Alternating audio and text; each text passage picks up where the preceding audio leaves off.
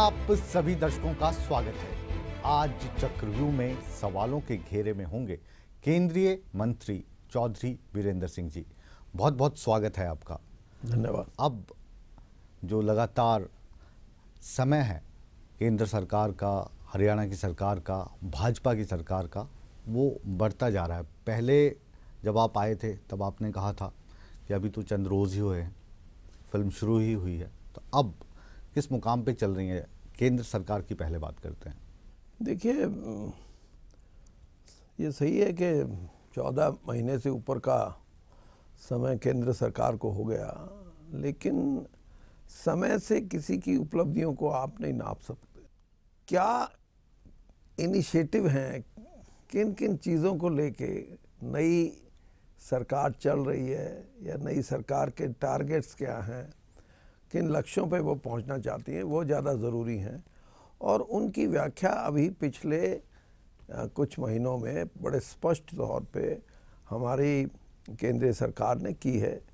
चाहे वो जन धन योजना की बात है, चाहे प्रधानमंत्री की जो योजना स्वच्छ भारत की है, या प्रधानमंत्री सुरक्षा, या प्रधानमंत्री की जो दूसरी योजनाएं हैं जो सिर्फ इस बात पे आधारित हैं कि इस देश को क्या हम ऐसी परिस्थिति में ला सकते हैं कि सारे देश के 25 करोड़ परिवारों को हम देश के बैंकिंग सिस्टम से जोड़ सकें।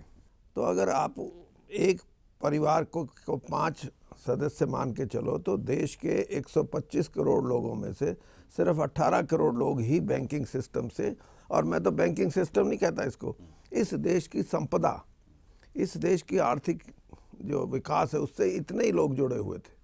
तो एक बड़ा प्रयास जो नरेंद्र मोदी जी ने किया, उनकी सोच का जो मैं कहता हूँ कि बहुत बड़ा एक, इसके परिणाम कितने हो सकते हैं दूर तक, ये एक बहुत बड़ी बात है। मेरा अपने मंत्रालय में सबसे बड़ा कंपोनेंट है वो मनरेगा का। 40,000 करोड़ रुपया इस साल हमने मनरेगा के जो हमारा फ्लैगशिप प्रोग्राम है उसमें खर्चना है। अगर हम उन बेनिफिशरी को जिनको लाभ मिलेगा इस मनरेगा की योजना से, उनके बैंकों में उनके खाते से सीधा जोड़ दें और पैसा केंद्र से चले और सीधा उनके खाते में जाए, तो ये बहुत चीज़ें करेगा। बिचौलियों के काम शुरू बंद हो जाएंगे। बिचौलियों के भी, जो मरे हुए लोगों के नाम उसमें लिखे जाते हैं वो शायद खत्म हो जाएंगे।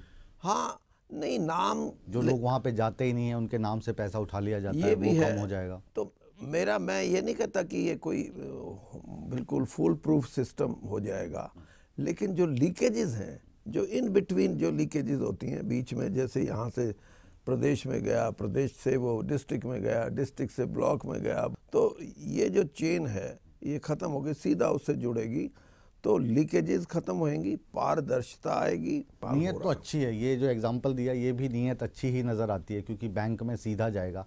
लेकिन दिक्कतें ये आ रही है ना, अकाउंट्स तो खुल नहीं रहे हैं। तो जिन लोगों को पहले मिल जाते थे डाकिए की मार्फत या कहीं पर अंगूठा लगा के साइन करके, उनको तो पैसे मिलने ही बंद हो गए। नहीं, ये बात नहीं है। पैसा अगर आप समझते हैं कि गांव पंचायत में सेक्रेटरी के पास जाएगा या वहाँ का जो भी जूनियर इंजीनियर या जिसने काम कराया है उसके माध्यम से बंटेगा, तो उस पैसे का सही इस्तेमाल होने की संभावनाएं अच्छी नहीं हो सकती। मेरा अपना ये मानना है। बैंक में सीधा उसके खाते में जाएगा तो उसको लाभ इस बात का होगा। हम कह रहे हैं ना नीयत अच्छी है लेकिन प्रैक्टिकल नहीं है। नहीं, प्रैक्टिकल है, मैं बता रहा ना। आज भी जो मनरेगा के तहत हमारे 8 करोड़ से ज़्यादा परिवारों के खाते बैंकों में हैं आज भी। ये जो डीबीटी सिस्टम है, डायरेक्ट बेनिफिट ट्रांसफ़र, ये तो अभी शुरू हुआ है 2-3 महीने पहले से, लेकिन ये जो खाते हैं ये तो पिछले 1.5-2 साल से बैंकों में हैं। और लेकिन कुछ ऐसे स्थान हैं जहाँ बैंकिंग की सुविधाएं नहीं हैं, वहाँ हम डाकखाने के माध्यम से भेजते हैं। कहीं वो भी नहीं सुविधा तो वहाँ फिर मैनुअल सिस्टम। लेकिन पहले आपको नहीं लगता कि पैरेलल चलना चाहिए थे दोनों सिस्टम? नहीं, पैरेलल का तो 93 कुछ समय तक तो 50% हमने डीबीटी को जो सिस्टम है उसके तहत लाके खड़ा कर दिया है। भाजपा की जो सरकार है उस पर ये आरोप लगता है नौसिखिया सरकार है। हालांकि आप तो पहले कांग्रेस में थे, फिर भाजपा में गए, अनुभव की कोई कमी नहीं है। भूमि अधिग्रहण का मामला ले लीजिए, केंद्र सरकार बैकफुट पे है, कांग्रेस जश्न मना रही है। नहीं, वो अब कांग्रेस जश्न नहीं मना रही। कांग्रेस की ही देन है 2013 का एक्ट, जिसमें जो प्रावधान किए गए थे वो इसलिए किए थे कि 2014 में पार्लियामेंट का चुनाव था। कांग्रेस ने ये सोचा कि किसान वर्ग इतनी बड़ी कॉन्स्टिट्यूंसी है, इसके लिए अगर हम कोई भूमि अधिग्रहण का कानून पास करके ले जाएंगे और कहेंगे देखो हमने ये कर दिया, तो शायद किसान वर्ग तुम्हारे साथ जुड़ जाएगा। लेकिन जुड़ा नहीं वो, क्योंकि पार्टी की साख, क्रेडिबिलिटी वो बिल्कुल ज़ीरो हो चुकी थी। उसकी वजह अनेक थी। जिस पार्टी ने आज की तारीख में तो भारतीय जनता पार्टी जो आपकी पार्टी है वो बैकफुट पे है ना। नहीं, बैक, मैं वही तो आपको बता रहा हूँ ना कि इस नियत से उन्होंने उस लेजिस्लेशन को पास किया, करवाया, और फिर जब देखा कि लेजिस्लेशन में कुछ कमियां हैं जिससे कि भूमि अधिग्रहण की प्रक्रिया को आप चला नहीं सकते, एक साधारण तरीके से भी अगर किसी भूमि का अधिग्रहण करोगे तो 5 साल से ऊपर का समय लगेगा, तब कांग्रेस के शासित राज्यों ने नई मोदी जी की सरकार को ये कहा कि हम ये चाहते हैं कि इसमें परिवर्तन किया जाए ताकि भूमि अधिग्रहण की प्रक्रिया को गति मिल सके, तीव्र गति से वो काम हो। अब बड़ा मंत्रालय है आपके पास, लेकिन संबंध आपका हरियाणा से है। ज़्यादा करीब आप हरियाणा के हैं या केंद्र में इस वक्त मंत्री के तौर पर खुश हैं और रम गए हैं दिल्ली में? हरियाणा की अब याद आती है या नहीं? देखिए, जिम्मेवारी क्या है मेरी, मैं इसको भली भांति समझता हूँ। आज मेरी जिम्मेदारी सिर्फ हरियाणा के प्रति नहीं बल्कि देश के प्रति है, और देश के प्रति भी उस विभाग की जिम्मेदारी है जिसको आज हम ये कहते हैं 68% लोग आज भी गांव में रहते हैं। तो गांव का जो समग्र विकास हो, उसकी कल्पना क्या हो, कैसे उसमें हम आगे बढ़ सकते हैं, ये जिम्मेदारी सारे प्रदेशों में है, ना कि हरियाणा में। आपको जाना जाता बेबाकी के लिए, आपको जाना जाता ईमानदारी के लिए। जब कांग्रेस से आप भारतीय जनता पार्टी में गए थे तो कहीं ना कहीं आपके दिल में ये था कि भारतीय जनता पार्टी में अगर आप जाएंगे तो भाजपा की सरकार बनेगी हरियाणा में और मुख्यमंत्री बना दिए जाएंगे। लेकिन मुख्यमंत्री बना दिया गया मनोहर लाल खट्टर साहब को, जो कहीं रेस में ही नहीं थे। मेरा जो जाने के कारण थे वो अनेक थे, और उसमें बहुत प्रमुख कारण ये था कि कांग्रेस को जो मैंने दिया, ये ठीक है कि कांग्रेस की वजह से मैं आज यहाँ तक पहुँचा हूँ, लेकिन कांग्रेस को जो मैंने दिया वो भी कोई कम बात नहीं थी। जब भी मुझे किसी काम के लिए उन्होंने अधिकृत किया कि आपको ये मिशन पूरा करना है, मैंने तत्परता से वो अपनी बातें पूरी की। और फिर जिस प्रकार से कांग्रेस ने मुझे, एक तो होता है ना कि राजनीति में कोई ज़रूरी नहीं है कि आपको सब कुछ मिले, लेकिन जो आप किसी को वचन देते हैं, किसी प्रक्रिया का हिस्सा बना लेते हैं। अब प्रधानमंत्री से चिट्ठी आए, प्रधानमंत्री का टेलीफोन आए कि आपको हम मंत्रिमंडल में ले रहे हैं। बिल्कुल, हाँ, यही इसी बेबाकी का मैं इंतज़ार कर रहा था। और राष्ट्रपति भवन से पास बन के आए कि 5 बजे ओथ होएगी, हम पास भेज रहे हैं। मैं ये कह रहा हूँ कि मैंने कभी ये नहीं कहा कि आप मुझे मंत्री बनाइए। खुद मुझे प्रधानमंत्री ने ये कहा कि हमने फैसला किया है, श्रीमती सोनिया गांधी ने कहा है कि आपको मंत्री बनाएं। मैंने उनका धन्यवाद किया, और फिर 4 घंटे पहले मुझे ये संदेश मिले कि माफ़ करना, अब की बार तो हो नहीं सकेगा, मजबूरियां हैं। वो तब किसका फ़ोन आया? प्रधानमंत्री का आया। अच्छा, उन्होंने दोबारा फ़ोन किया? दोबारा टेलीफोन किया, और मैंने उनसे ये भी पूछने की कोशिश की कि साहब बताओ तो कोई कमी हो। हाँ, तो कहने लगे नहीं, कोई कमी भी नहीं। तो मेरा कहने से अभिप्राय भूपेंद्र ये सिंह है। हुड्डा साहब हैं, आपके भाई हैं। हाँ, भाई हैं। बनती आप में नहीं है, ये हम भी जानते हैं, आप भी जानते हो। लेकिन कांग्रेस छोड़ने का जो बड़ा कारण है भूपेंद्र सिंह हुड्डा भी रहेगा। नहीं, भूपेंद्र सिंह हुड्डा नहीं, मैं ये कह सकता हूँ कि भूपेंद्र सिंह हुड्डा ने उस वक्त हरियाणा की कांग्रेस को अपनी जेब में डाल लिया था। कांग्रेस निस्सहाय हो चुकी थी, कांग्रेस एक आदमी की पार्टी बन के रह गई थी। और मैंने ये बात एक बार नहीं, कम से कम 20 बार जी उस समय हमारी नेता को कही कि आप गलती कर रहे हैं, आप मेहरबानी करके विचार कीजिए और उसको ठीक रास्ते पे लेके आए। लेकिन वो मानती थी मेरी बात को, मैं जो तर्क देता था उनसे सहमति रखती थी, लेकिन फैसला जब करना होता था उसमें कहीं ना कहीं कोई ना कोई पेच था, उसकी वजह से वो फैसला नहीं ले सकती थी। उसकी मजबूरी क्या थी ये मैं नहीं कह सकता, लेकिन मैं बोल के गया। मैं कोई राजनीतिक अपॉर्चुनिज्म की बात नहीं है, मैं उनको बोल के गया कि मैं अब इस पार्टी के नीचे चुनाव नहीं लड़ूंगा, क्योंकि आप नहीं चाहते कि भूपेंद्र सिंह हुड्डा हटे, और अगर वो रहेगा तो कांग्रेस की जो गति बनेगी उसमें मैं भागीदारी नहीं रख सकता। जो बेबाकी से बात चौधरी साहब कर रहे हैं, इस बेबाकी के आप भी फैन हैं, हम भी फैन हैं। इस वक्त आप देख रहे हैं ईटीवी, कहीं मत जाइए। मिलते हैं एक छोटे से ब्रेक के बाद, और उसके बाद और दिल की बातें होंगी चौधरी वीरेंद्र सिंह के साथ। बने रहिए।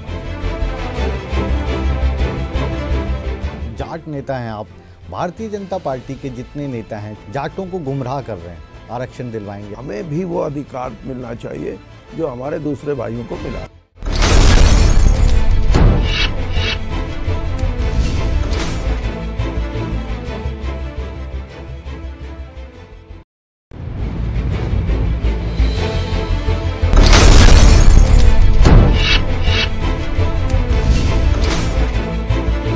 ब्रेक के बाद चक्रव्यूह में आप सभी दर्शकों का एक बार फिर स्वागत है। आज हमारे साथ हैं चौधरी वीरेंद्र सिंह, केंद्रीय मंत्री, जो अपनी बेबाकी के लिए मशहूर हैं।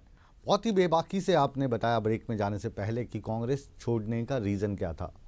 आपने जो कुछ बताया वो वाकई एक साफ दिल का नेता, एक ईमानदार नेता वो चीज़ें बता सकता है। अब आप भारतीय जनता पार्टी में हैं, उम्र तो सारी गुजरी कांग्रेस में, अब क्या भारतीय जनता पार्टी में एडजस्ट हो पाएंगे? देखिए, मैंने आपको बताया कि जो प्रधानमंत्री हैं, मैंने आपको एक एग्जाम्पल से, एक उदाहरण से ये बताया कि एक नई सोच को लेके वो आगे बढ़े हैं, और उस नई सोच में आर्थिक व्यवस्था में आमूल चूल परिवर्तन करने की बात है। इस देश के जो हमने अब एक नया सर्वे करवाया मेरी मिनिस्ट्री ने, NSCC के नाम से, उस सर्वे में आज ये सामने आया है, और वो बहुत ही वैज्ञानिक रूप से, साइंटिफिकली बहुत फुल प्रूफ सिस्टम है, कि आज भी इस देश में 70% लोग उस कैटेगरी में आते हैं जिसको आप उसकी कोई व्याख्या कर सकते हैं कि गरीबी रेखा से नीचे लगा लो, या उनको ये कहो कि वो उन पे वो सभी साधन नहीं हैं जो कि होने चाहिए। तो मैं इसलिए ये बात कह रहा हूँ कि ये बात क्यों, हम कभी भी हमने इस बात की चिंता क्यों नहीं की कांग्रेस में। कांग्रेस की सरकारें आई, इतनी 50 साल से ऊपर कांग्रेस ने राज किया है देश पे, तो आर्थिक व्यवस्था में क्यों गरीब गरीब होता चला गया, ये एक बहुत बड़ा सवाल है। और मैं ये समझता हूँ कि प्रधानमंत्री ने इस बात को पहचाना है, और उस दृष्टिकोण से उन्होंने एक नई सोच पैदा की है। और नई सोच पैदा होने से मुझे लगता है कि हम आर्थिक रूप से जो दुनिया आगे बढ़ रही है उसमें हमारा एक बहुत बड़ा वर्ग पीछे ना रह जाए।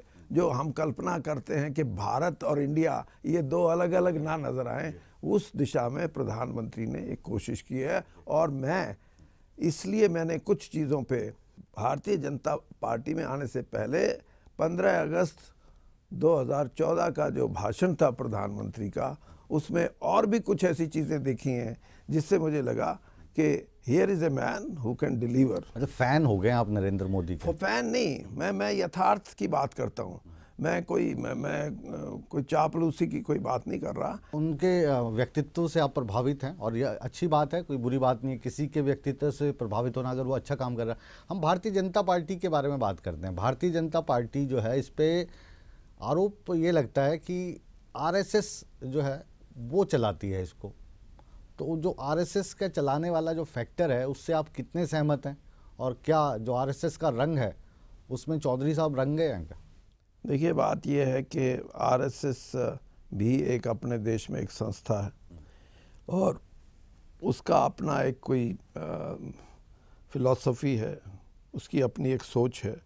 इस देश में मार्क्सिस्ट सोच के भी लोग हैं, इस देश में एक्सट्रीमिस्ट भी हैं, इस देश में राइटिस्ट भी हैं, इस देश में कांग्रेस भी है जो according to situation right left करने में सक्षम है। तो जो भी आरएसएस की सोच है वो एक कल्चरल ऑर्गेनाइजेशन है, देश में एक सांस्कृतिक परिवर्तन के लिए वो प्रयासरत हैं। और जहाँ तक सरकार की बात है, सरकार उन्हीं नीतियों पे चलती है जिन नीतियों के माध्यम से हम अपने देश को एक सशक्त मजबूत राष्ट्र बना सकें। बिल्कुल बिल्कुल। आपको जैसे एक वायदे के साथ भारतीय जनता पार्टी से बीजेपी में शामिल किया गया था, उसी के चलते आपको मंत्री भी बनाया गया। लेकिन जो आरएसएस के लोग हैं, मेरा सवाल कुछ और है, जो आरएसएस के लोग हैं उनका एक धड़ा है, चाहे वो मंत्री हैं या पार्टी में हैं। जो लोग बाहर से आए हैं, जैसे आप कांग्रेस से वहाँ पे गए हैं, उनका एक दूसरा धड़ा है। वो आपस में इतना मेलजोल रहता नहीं, एक लकीर या आप कहें कि बीच में हल्की सी दीवार है वहाँ पे या नहीं है, ये बताइए। नहीं, ऐसी कोई बात नहीं, मेरे को तो कोई ऐसा नज़र भी नहीं आया। देखिए, राज करने का तरीका ऑलमोस्ट, जब तक कोई बिल्कुल टॉपसी टर्वी ना हो, ऊपर से नीचे और नीचे से ऊपर, व्यवस्था ही सारी ना बदले, वरना तो तरीका वही होता है। उसमें इच्छा शक्ति की बात है कि किस आउटफिट में इच्छा शक्ति है कुछ बदलाव लाने की। अब कांग्रेस क्यों पिटी? इसीलिए तो पिटी कि कांग्रेस ने 10 साल में ये महसूस कर लिया कि हम 272 सीटें जीतने की कोई ज़रूरत नहीं, हम 140 भी जीत गए तो भी हम सत्ता हासिल कर सकते हैं और सत्ता को चला सकते हैं। That was most unfortunate on the 44 ही रह गए। हाँ, 140 जब आप सोच ही इतनी रखोगे तो फिर स्कोर तो नीचे आएगा ही आएगा। हरियाणा की बात कर लेते हैं। हरियाणा में पहले जो धुर विरोधी एक दूसरे के थे, हुड्डा साहब और आप रहे, अब बार बार उन पर निशाना भी साधते हैं। अभी भी आपने कहा कि हुड्डा साहब ऐसे मुख्यमंत्री थे जो कांग्रेस पार्टी को जेब में रखते थे। जेब में रखने से मतलब वो शायद फंडिंग वंडिंग ज़्यादा करते होंगे कांग्रेस की जाके वहाँ पे। तो आपको भी पता होगा कि नहीं, आपको तो हमसे ज़्यादा पता होगा ना। आप नहीं कर पाते थे क्या वो? देखिए, बात ये है, नहीं बताइए ना। नहीं, बात ये है कि हम तो दूसरी दुनिया के आदमी हैं। हमने कभी फंडिंग में यकीन ही नहीं रखा। हमने ना खुद अपनी फंडिंग की, ना किसी दूसरे के लिए की। इसलिए नींद रात को आराम से सोते हैं। तभी तो मुख्यमंत्री नहीं बन पाए ना आप, इतने बड़े नेता होते। मुख्यमंत्री बनने की अगर यही कंडीशन है तो मैं लाख बार भी ये बात स्वीकार नहीं करूंगा। अच्छा, मेरा सवाल ये है कि जब आप उनको कह रहे हैं कि एक तरीके से फंडिंग भी होती थी, पार्टी को जेब में रखते थे, अब तो केंद्र में आपकी सरकार है, मनोहर लाल खट्टर जी भाजपा के मुख्यमंत्री हैं, तो करवाइए ना उनको चार्जशीट, क्यों नहीं करवाते? हाँ, करेंगे। कब करेंगे? देखिए, ऐसा है, वही बात कि आपने शुरू में मेरे से पूछा कि अब तो 14 महीने 15 महीने हो गए, आपने और कुछ आगे बढ़े हो गए, तो हम कुछ आगे बढ़े हैं। ये नहीं होता कि पहले दिन ही आके आपको कहो कि भाई ये इंक्वायरी शुरू कर दो। आपको ग्राउंड रियलिटीज़ का पता होना चाहिए। जो चीज़ दिखती है कई बार वो होती नहीं। तो जब तक तथ्य आपके सामने ना हो तब तक किसी इंक्वायरी का कोई फ़ायदा नहीं। लेकिन मैं ये कहूँगा कि उसमें तो आप ऐसी चीज़ कर रहे हो कि किसी दोषी को भी हो सकता है वो स्कॉट फ्री निकल जाए, उसको भी ये हो कि नहीं इसने तो कुछ अभी जाल बिछाना है। नहीं, जाल बिछाना नहीं, इंक्वायरी। मैं अब भी आई एम ऑन रिकॉर्ड कि मैं ये कहता हूँ कि 10 साल के अंदर हरियाणा के अंदर खास तौर पे जो भूमि अधिग्रहण के किस्से हैं, एक एक किस्से की जांच होनी चाहिए। और उसमें अगर कई अनियमितताएं हैं, कौन लोग हैं जो उसके लिए जिम्मेदार हैं, चाहे वो नौकरशाही के लोग हों, चाहे वो आम जनता से जुड़े हुए, चाहे कोई डेवलपर हो, चाहे कोई बिल्डर हो, और चाहे कोई मिडल मैन हो, और चाहे कोई करने वाला हो, सब उसमें उनकी छानबीन होनी चाहिए ताकि हम आगे इस प्रथा को बंद कर सकें। जाट नेता हैं आप, जाटों की हमेशा हिमायत करते हैं। भारतीय जनता पार्टी के जितने नेता हैं, छोटे हैं, बड़े हैं, मंत्री हैं, मुख्यमंत्री हैं, जाटों को गुमराह कर रहे हैं। आरक्षण दिलवाएंगे, ऑफ द रिकॉर्ड आके बोल देते हैं आर्थिक आधार पर दिलवाएंगे।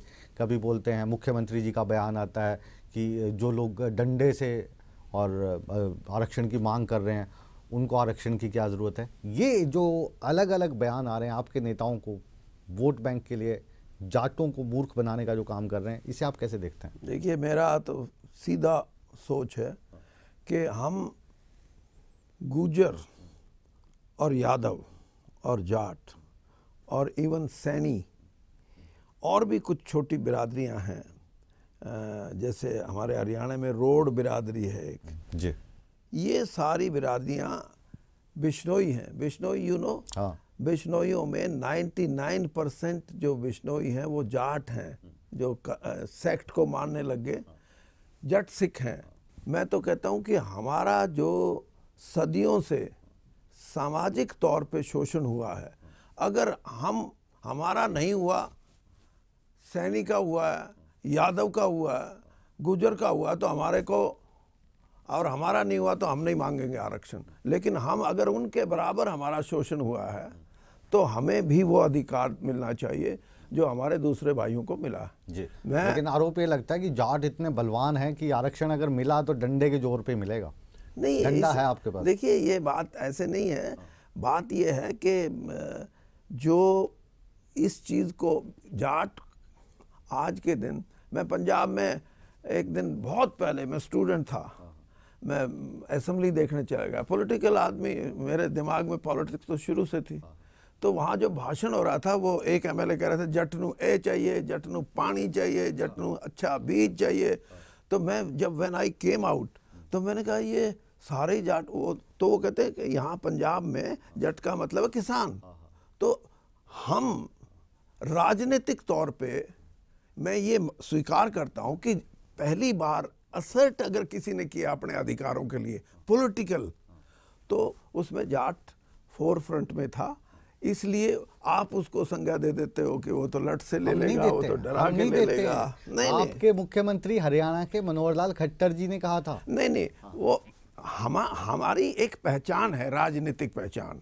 और उस राजनीतिक पहचान की वजह से अगर लोग हमसे ये कहें कि हम ज़बरदस्ती नहीं, हमारे को आरक्षण मिलेगा। भारतीय जनता पार्टी और हमारी सरकार सैद्धांतिक रूप से इस बात को स्वीकार कर चुकी है कि जाट को अगर आरक्षण पिछली सरकार ने दिया था तो कोई वजह तो होगी।